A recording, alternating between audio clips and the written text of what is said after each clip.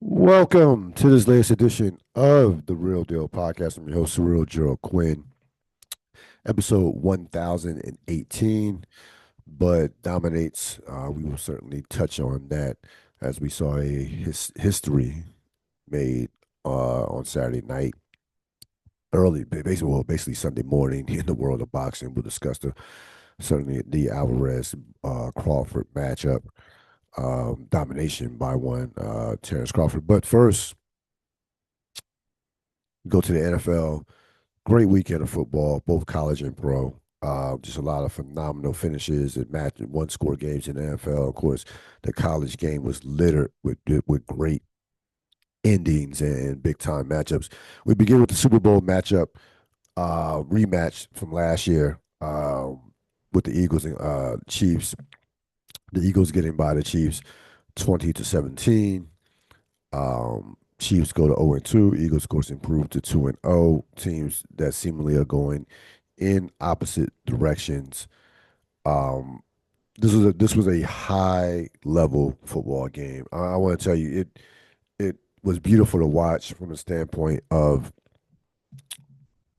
it wasn't going to be the Super Bowl.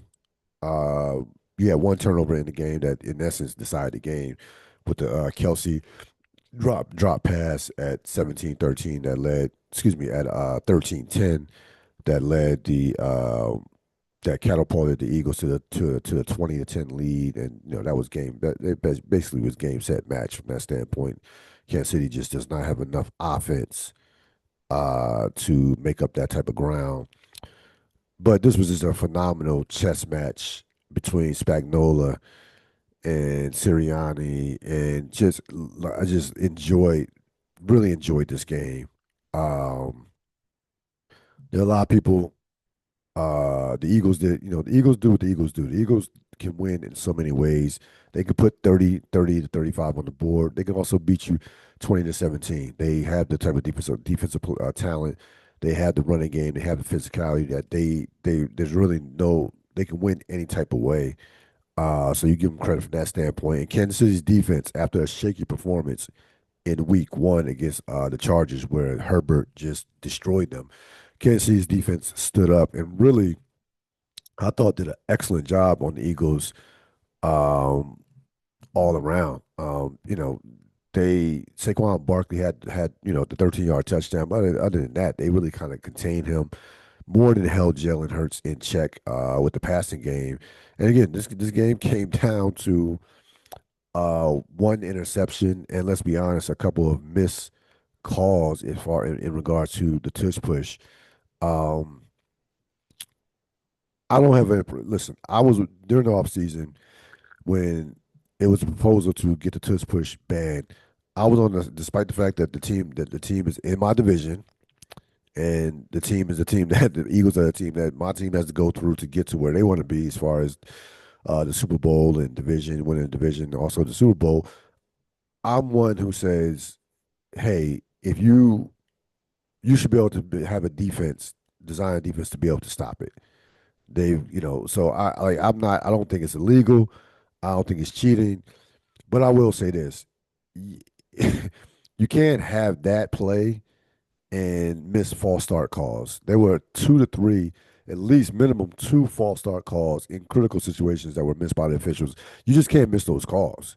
Like it is an impossible play to defend right now. Teams, and I thought Kansas City probably did as well as I think Kansas City probably does as good a job as you can possibly do in terms of defending it. But if you're not gonna call a false start on the best offensive line in football, then what are we doing here? Like you might as well just not even line your defense up and just let them walk into the end zone. Like it's just not right. Forget about not being fair. It goes beyond not being fair. It's just not right. And professional NFL officials should not miss not one but two of those calls. That's absolutely should not happen. If you can't see the Chiefs, you have every right to be pissed off, to say the least.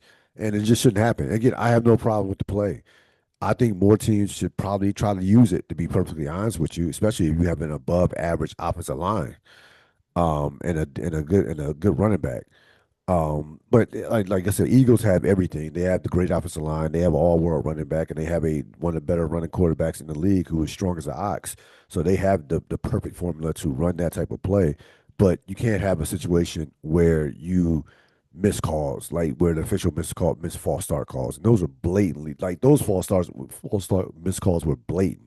Like it wasn't like it was just beyond obvious that those calls should have been made. But with that being said, you get the Eagles in the credit. The field goal kicker made a couple of big time kicks. In Elliott, a number. By the way, kickers are kicking the shit out of the ball this year. Already a bunch of 50 yard field goals have been kicked. It's no longer. It's gotten to a point to where you're almost surprised if somebody misses a 50 yard field goal or more. I'll say this about the Chiefs. Don't bury the Chiefs yet. I want everybody to keep this in mind. When you look at the AFC, okay, Buffalo and Baltimore are heads and shoulders above everybody. Those are clearly the two best teams in the NFC. Excuse me, in the AFC, and not two of the three best teams in all of football, right? But you get past that, I want to tell you, like, there's not much there when you get past those two teams. You got a bunch of unproven teams after that. I mean, you're talking about the Chargers, the Colts. I mean, the Bengals are going to be a mess without Joe Burrow. We'll get to that. What the Steelers, the Broncos. I don't trust any of those teams. Houston is 0-2 right now. Like there's just the AFC is the AFC is two teams and that's it. Again, the Chargers looked very impressive last night. They've played well so far. Obviously, they're 2-0. Had a great win against Kansas City in the opening week, but they're still the Chargers. Like they're still the ultimate show improved team. A team that's got I gotta see it in the postseason from the Chargers. I would still bank on Kansas City winning that division. I'm sorry, I don't. I'm not going to fully bury the Kansas City Chiefs in the AFC. You just can't do it. They're going to get those receivers back eventually. Their defense, I thought, played an excellent game against Philadelphia, and I'm not all the way there with like Kansas City can't be a problem in the playoffs. Clearly, I didn't pick Kansas City to win a championship, to win another championship, or even to get to the Super Bowl. But they're gonna make the playoffs. And if they make the playoffs, here's the bottom line about those two teams that are clearly ahead of them. Buffalo has yet to prove that they can beat Kansas City in the postseason. That's a real thing until they actually do it. And the Baltimore Ravens continuously beat themselves. So it's you can again, we can look at those two teams and say, and I picked Baltimore to win the Super Bowl before the season's over. We can look at those two teams and say they are heads and shoulders above everybody else. Fine, but they're not that far. uh, With they're the right injury, the wrong injury. I say even beyond quarterback. Let's assume both quarterbacks are healthy. Those two teams are still flawed teams up top, and Kansas City could make a trade. They can get healthy. Um, they're gonna get healthy with the receivers. I'm not don't completely dismiss Kansas City. They're too great of a franchise. Now again, eventually, they're not gonna make the AFC Championship every year. There's 7 straight years they've been in the AFC Championship. Eventually they're gonna have a year where they are like 10-7 and get knocked out in the first round, or 10-7 and get knocked out in the divisional. I understand. We understand that that's on the way. That's going to happen sooner than later, and it might happen this year. But I'm not ready to completely throw dirt on Kansas City. That again, that franchise has a lot of pride in that franchise. They know what they're doing as a franchise, um, and they're going to get back some players. Like they're going to get back. They're going to get back a couple of those receivers that are going to come back. It's clear. I mean, the couple of things. The thing that I worry about with Kansas City that you absolutely have to be concerned about is the offensive line. The offensive line is just not up to par right now. That offensive line is a is average to mediocre, and Mahomes missed a couple, even with protection. Mahomes missed a wide open touchdown yesterday last on Sunday. That's stuff that just doesn't happen. We haven't seen in the past. They can't run the ball, so obviously that's concerning. To take the pressure off Mahomes. So again, I'm not sitting up here and not acknowledging that this team is flawed and that they are not what they once were. I get it. I don't have the same feeling about them as I've had in the Mahomes Andy Reid era since Mahomes became the starting quarterback. This is the worst I've ever felt about the Chiefs per se, but they're not that far away. They're really not that far away. Again, they were right there with Philadelphia. They were literally that game. That was a winnable game. I know it was at home, but they were right there with Philadelphia. It's not like Philadelphia went out there and beat them 40-10. So again, don't quite get start reading them their last rites. Now you look at their schedule.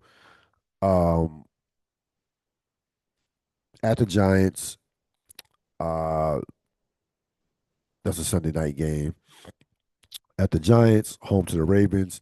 At Jacksonville, um, home to the Lions, home to the Raiders. It's a tough schedule. Like the Giants, all of a sudden, is not with the way Russell Wilson played last week. That's not looking like a gimme, especially on the road. Ravens, we know what that. The Ravens are the Ravens. At Jacksonville won't be easy. So there are no gimmies in that schedule. But if you are Kansas City, if you can get to 2-3 or 3-4, you should still be in somewhat decent shape. But I mean, listen, they have a brutal schedule. We know that this is going to be a year that everything is going to be difficult. Nothing's going to be easy for Kansas City this year. We get it. We know that. But I'm not like then I can't say there's not a situation where I could just say that this team is not going to be in the playoffs and will not be heard from. I still think they will be heard from in some way, shape, or form. So we'll see what happens with the Chiefs moving forward. The Eagles, of course, continue to do what they do. They are now 18-1 in their last 19 games. Remember, last year they started off 2-2. Their only loss since the 2-2 start was to the Washington Commanders in the one in I want to say late in the season, like probably November. Like in November, I want to say it's late November, early December. So that is their last loss in the last 19 games. So the Eagles continue doing what the Eagles do. What the Eagles do. Before I get into the Canelo Crawford fight, in regards to the NFL this week, again, you saw a lot of one score games, a lot of wild games. Um, but to me, obviously, the story of this week, putting aside the Eagles Chiefs game was five starting quarterbacks are now out or injured. Um, Jaden Daniels, J.J. McCarthy, Joe Burrow, and Justin Fields joined Brock Purdy. And you look at all these quarterbacks. First of all of them are extremely young. Number one, I mean, Burrow is definitely is the oldest, but brother, all of them are relatively young. And it's not a coincidence that all of them are mobile quarterbacks. And listen, I'm not going to sit up here and tell you that all of a sudden now it's bad to have a mobile quarterback. In today's game, you have to have a mobile quarterback because the defense lines and the rushers are so there are more quality pass rushers and defensive linemen that can get to the passer than there are offensive linemen who can block them. So you have to have a quarterback that can move in the pocket. But the flip side to that coin is more mobile quarterbacks are more susceptible to being hit. And that's just something that you, as a franchise, you better have a backup. If you're going to overpay, you probably would be smart to overpay for a backup quarterback. Somebody that knows your system, somebody that can come in and be a good stopgap. Browning from Cincinnati is a perfect. Jake Browning is a perfect, the ideal backup quarterback that you would love to have that you want on your team. Veteran, not relatively a veteran. That hasn't had a ton of time in the league, but relatively knows the system. Played well. And horrible loss for Jacksonville, by the way. You can't lose that game when once Burrow leaves the game. But you have to have a backup quarterback in today's game. It's a must. And you start wondering about Joe Burrow now. So I'm a Joe Burrow fan. I think I've seen him win playoff games against Patrick Mahomes. I think he is a legit top five quarterback, but he's had a lot of injuries. He's had a lot. It's been a lot of he's been a ton of time on the sideline. And again, the Cincinnati Bengals as an organization have done a horrible job at protecting Joe Burrow. They have that the guy's one of the best quarterbacks in the league. Like the ideal that, and I heard some of these comparisons during earlier in the week or yesterday, even today with the Andrew Luck situation.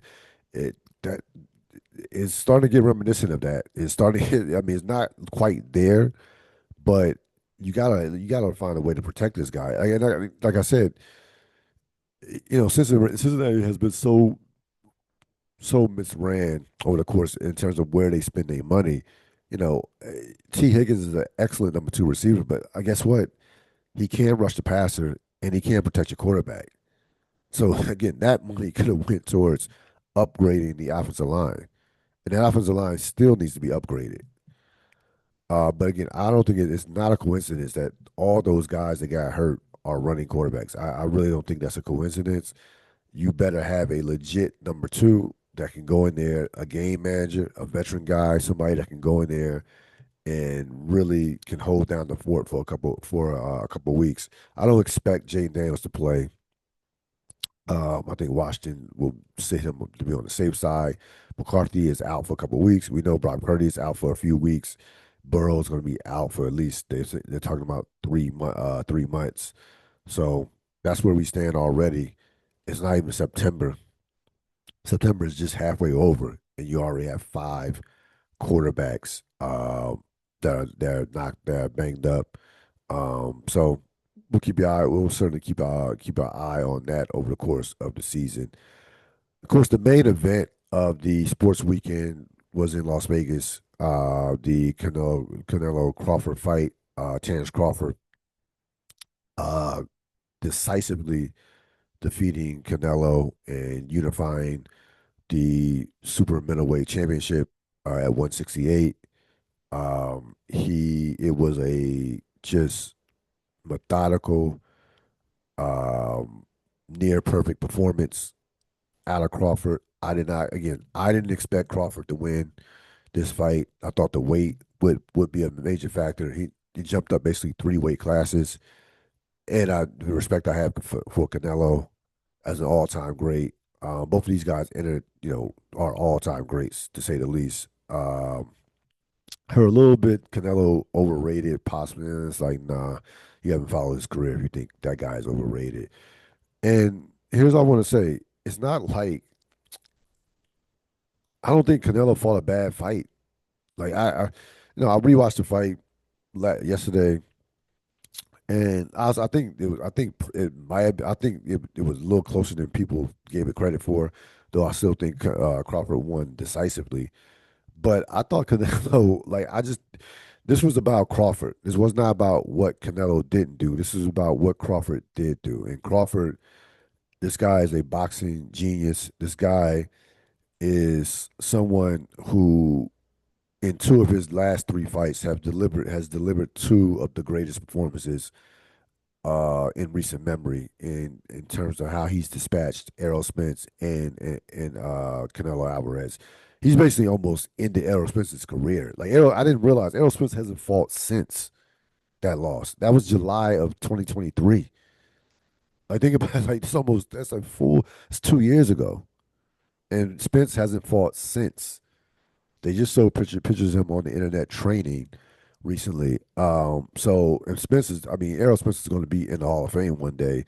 Came into that fight against Crawford undefeated. Um, I didn't think Canelo fought a bad fight. I mean, like I, I'm looking at the fight. Crawford had every answer. Crawford had all the answers, and Canelo has slipped just enough for Crawford to take advantage of it. Now again, I don't think Canelo's cooked by any stretch of the imagination. There are only two guys that could have beat Canelo on Saturday night: Crawford and Bivol. Bivol. That's it. No one else would have beat Canelo on Saturday night. I thought he fought, especially after I think thought after I would say after the fourth round, I thought he fought a pretty solid, above average fight. I just think he ran to a guy who I think when you look at the fight, probably is just a bad matchup for him. And again, Crawford Canelo has slipped enough to where Crawford was able to take advantage of that. I'm not sitting up here and making excuses for Canelo as far as the age standpoint, as far as the mileage. It's more important about the mileage, not the age. Because Crawford is actually 2 years older than Canelo, but Canelo has way more ring time than Crawford had coming into that fight. Crawford, and remember, Canelo has been a pro since he was 15, so he's been a pro for 20 years. But this was all about Crawford. Crawford, like I said, dictated, fought the fight on his terms. He said after the fight that Canelo's power did not bother him, that he had been hit harder. Um, he looked stronger than Canelo. He obviously is quicker than Canelo, and it might be a situation where it's just, not just a bad matchup. I mean, like styles make fights, matchups make, matchups like just like in tennis, certain matchups are just not good matchups, and this might be the case. Now, regards to the future of both these guys, um, Canelo says he's going to fight again. He was very obviously extremely complimentary of Crawford. Took a shot at Floyd Mayweather, and there's no love lost there. Um, so I don't know. I guess for Canelo, the Bivol, the Bivol fight would make the most sense outside of a rematch with Crawford. That the Bivol fight would make the most sense because that would give him a chance to get revenge on him as one of his three losses. As far it's gonna be interesting to see with Crawford what direction he goes in. He says he's not going back to 154 or definitely not 147. So, and he's not moving up to 175. So that eliminates, a lot of people. That eliminates Tank Davis. That eliminates Bivital at 175. So, if he's talking about 160 or 168, maybe Canelo again or possibly retirement. Like I would not be shocked or surprised if Crawford just walked away. He is 37 years old, and this would be a perfect riding off into the sunset type victory. This would be, how Michael Jordan probably should have went out in '98 after he hit that game winning shot against Utah. Uh, very, how John Elway went out in '98 in '99, Super Bowl MVP, back to back champions. Rarely do you see guys go out on top, um, especially in boxing, no matter how, it just doesn't happen that often. Floyd Mayweather, of course, 50-0, went out on top. But I think Crawford, like I said, I would predict another. I think these two are going to fight again. I think Crawford wants another major payday. This fight did big numbers. Um, he only got he got around 50 million, got 10 million in terms of the base salary, but in terms of with all the pay per view and the gate from that, it's gonna come out to probably 50 million. So next fight, he probably want to, he has a chance to get 70 or 80 million possibly if they fight again. So I think one more payday for Crawford fighting Canelo again, or it's just retirement and moving on at the age of 37. But a spectacular performance, to say the least. This guy is the pound for pound best fighter in the world right now. We'll talk more about him we'll talk more about his legacy in terms of the all time greats later on in the podcast. Best of the 21st century, we go to my favorite show of all time, the number one show of all time, The Wire. We look back at the greatest Wire episode in history, in my opinion. Season 3, episode 11, Middle Ground. This, of course, was the episode where Stringer Bell's character, uh, Idris Elba's character, Stringer Bell, was killed by Omar Little and Brother Muzone. This episode, by just to give you just give you a sense of how respected this episode was. I normally don't look at rankings and things of that nature. This obviously that's subjective, and a lot of these rankings would be bullshit, to be honest with you. But this one, these couple of these rankings stood out.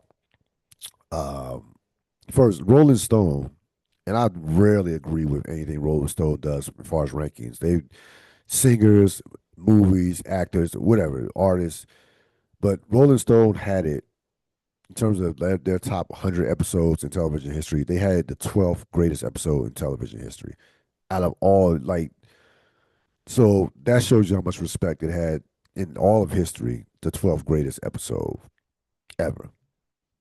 Uh, the Of course, this was the number one episode of The Wire by Vulture. Vulture had it ranked number one. It was written by David Simon, George Pelicanos, director Joe Chappelle. Pelicano said he has never put his pen on a better piece of writing. This episode received the show's only lone Emmy nomination, and again, this was an episode that when you just look at how many classic scenes were in this episode. Obviously, the killing of Stringer Bell by Brother Muzone and Omar. You had you had the Avon Stringer balcony scene. You had the Avon Cuddy scene when he gives Cuddy $15,000.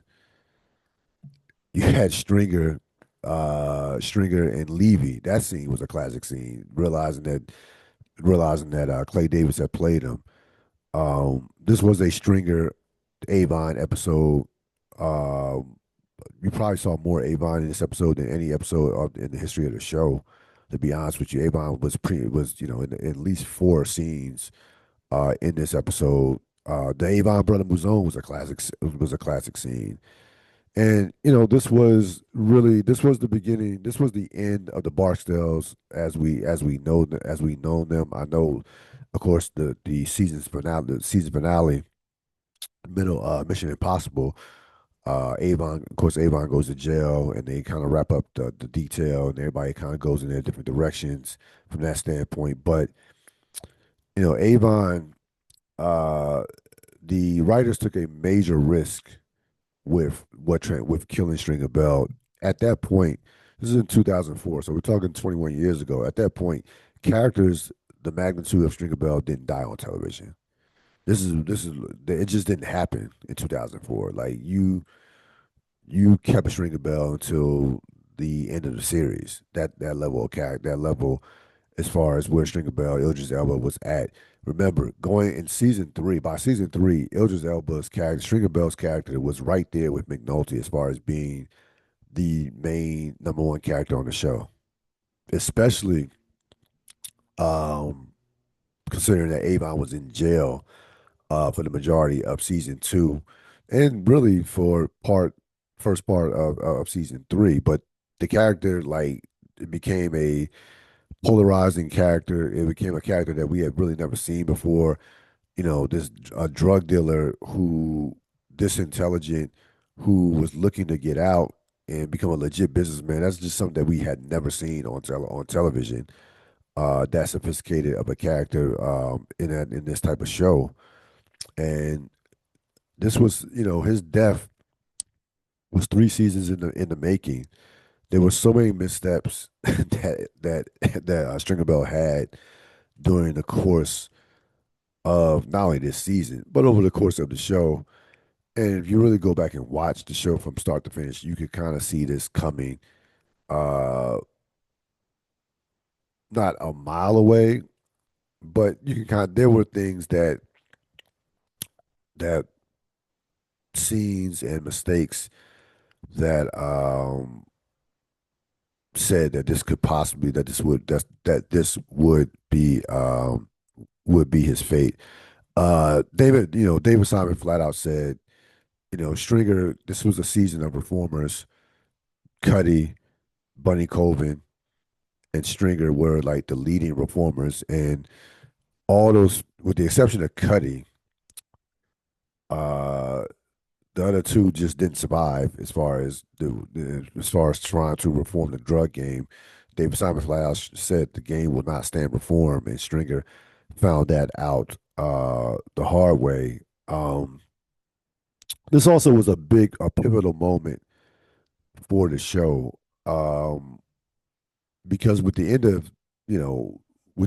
Stringer's dying, that was in essence the end of the Barksdale, the end of the Barksdale era. And at the time when this happens, as a Wire fan, you just didn't know what the rest of the show, was going to look like moving forward.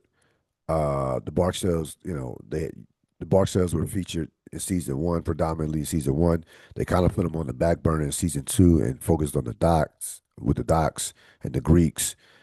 They come back season three, and they were right back in the mix. Even with them announcing that season four would be focused on education, we didn't know what that was going to look like.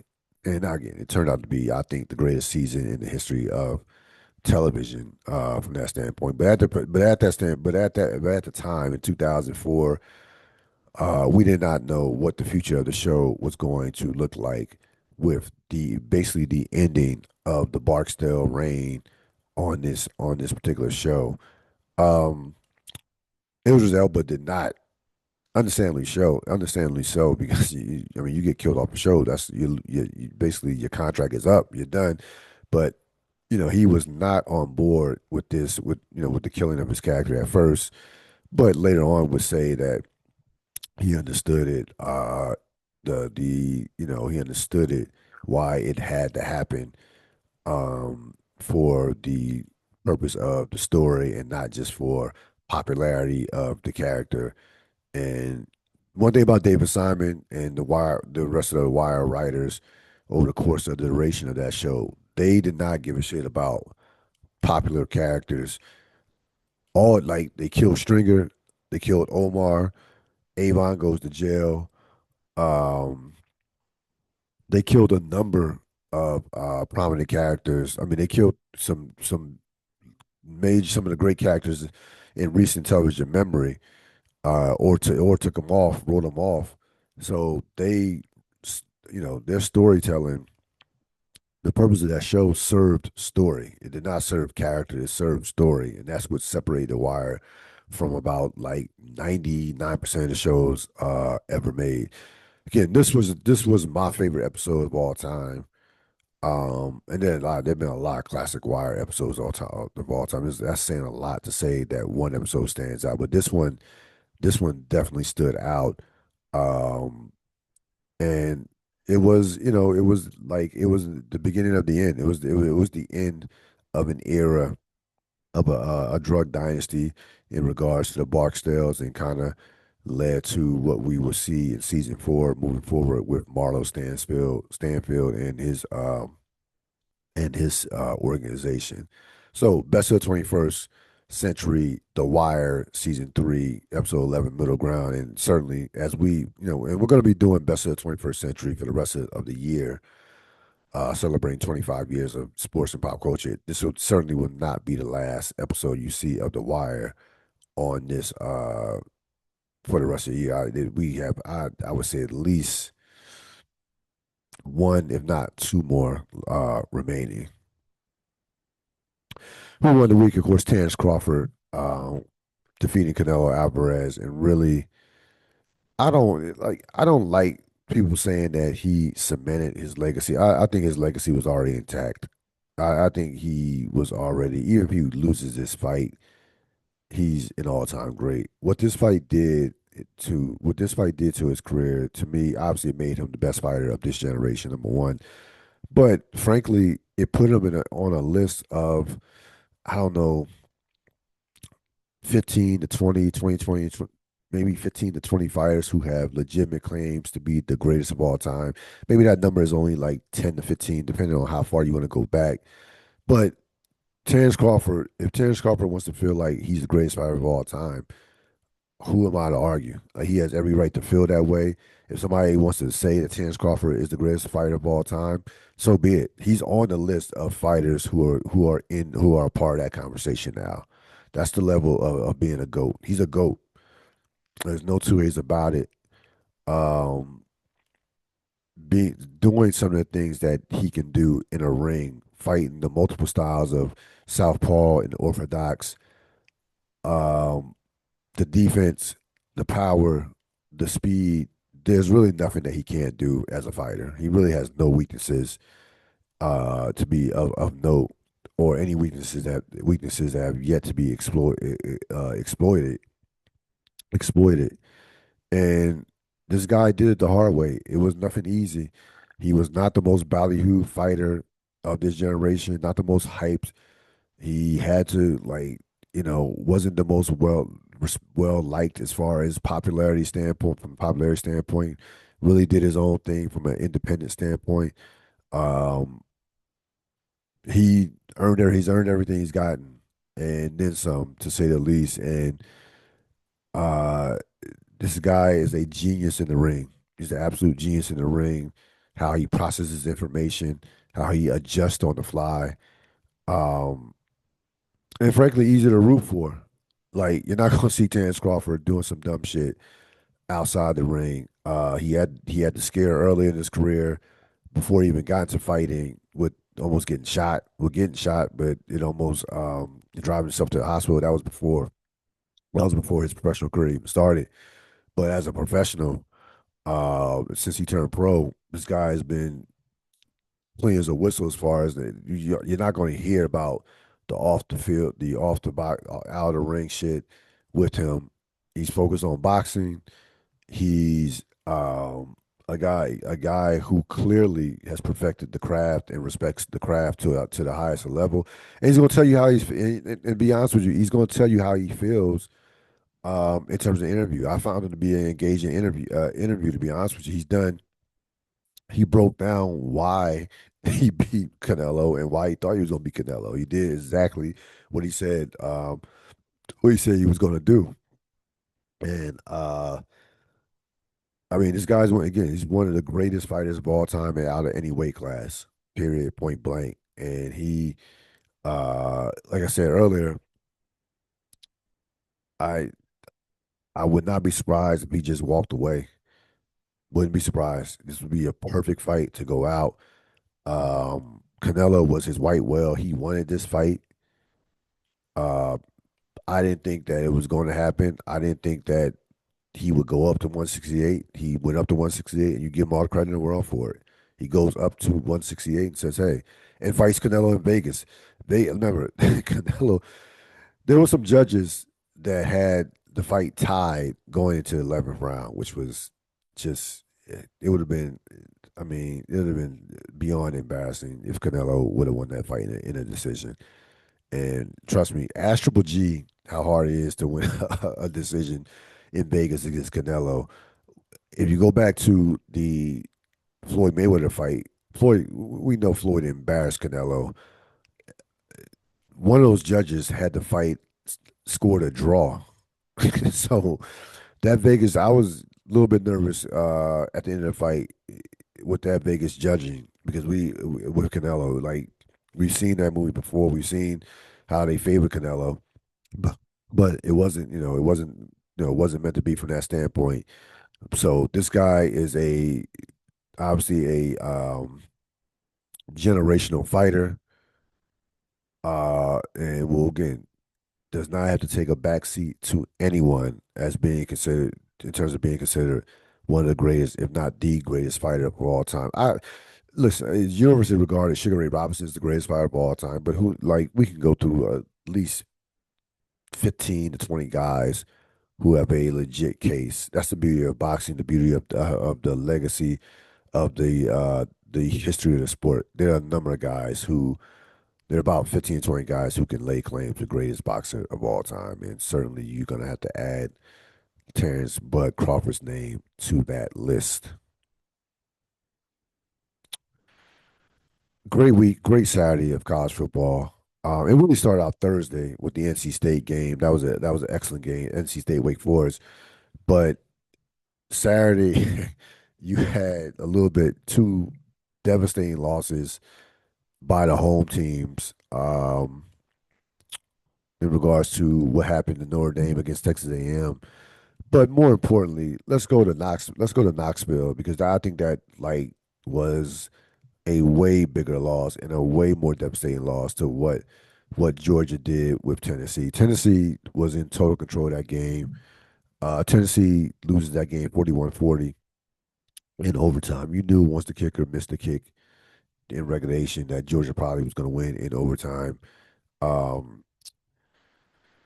you know, Tennessee hadn't beaten Georgia since I believe 2016. Um, there are losses and then there are losses. This was a perfect opportunity for Tennessee, considering the fact that they're at home.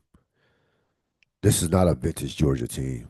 It's a very good Georgia team. They're not a vintage, this is not, but not definitely not a vintage Georgia team. This might be the worst Georgia defense I've seen with Kirby in the Kirby Smart era in a long in at least definitely the last 5 years.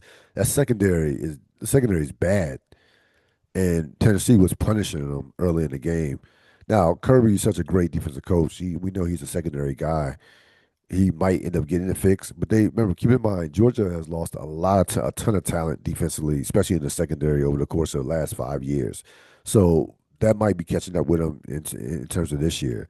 But if you're Tennessee, you had everything laid out there in front of you. Um, this would have been a signature win for the program, not only this year, but just moving forward. I remember in '98, Tennessee's last championship, the '98 season, they had a game against Florida. Florida was ranked number 2 at the time. The game was at Tennessee. Uh, Florida missed a game tying field goal. Tennessee wins it. That propels Florida to a perfect 13-0 season when they defeated Florida State in the BCS championship. So and by the way, similar to Georgia, Florida during that time period had owned Tennessee, beating Tennessee like 5 straight times.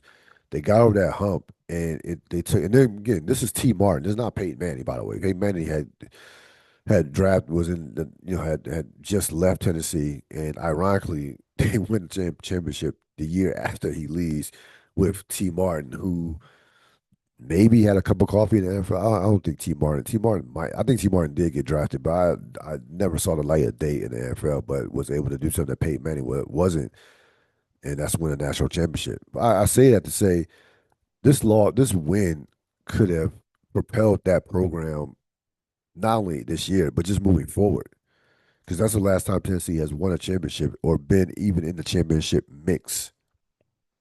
So we're talking the '98 season. We're talking 25 years ago. Again, this is not a vintage Georgia team, not by any stretch of imagination. No, they're still very good, and Georgia will be in the mix for two. I think Georgia's going to make the playoffs, and they'll be a tough out. But I don't think this Georgia team is winning a national championship. Not with this defense. The other story, we got to go down to Austin, Texas, where Arch Manning went out there against UTEP. He goes 11 for 25 for like 114 yards. He ran for a touchdown and had at one point in the game had 10 straight incompletions. Even got booed at one point. This was at home against UTEP. Not exactly Ohio State, not exactly Penn State from a defensive standpoint. Um, there's no hiding Arch Manning. I don't know what you do if you're Steve Sarkisian. I, you're not going to bench him.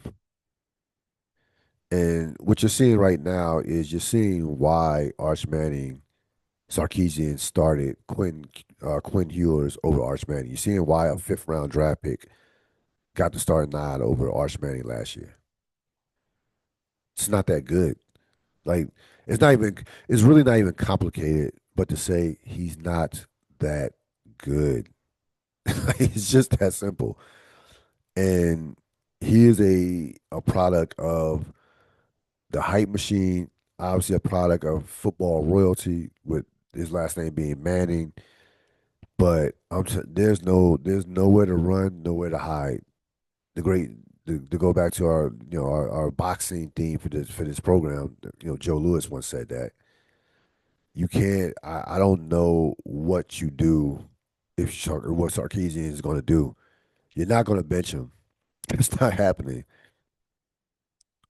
Um, he's looked awful this year. He's been awful.